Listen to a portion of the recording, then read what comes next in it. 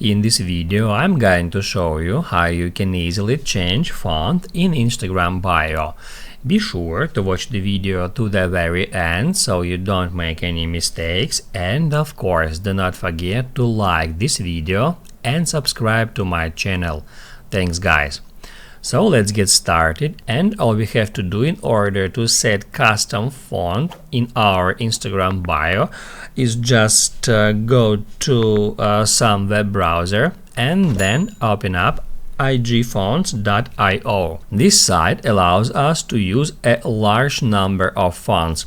All we have to do is just type in here whatever you want to place in your Instagram bio, and that will immediately show you this variety of different fonts. You can just scroll down, and once you find one you like, you can just tap on it, then select it in this way, tap at copy, then go to Instagram, edit profile, bio. Then you can remove existing one and paste the text you have just copied. After that, tap at done.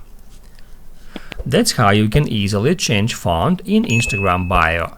Now you can write down in the comments below if you have any questions about that tutorial. Hit the like button if you liked that video, and see you in the next one.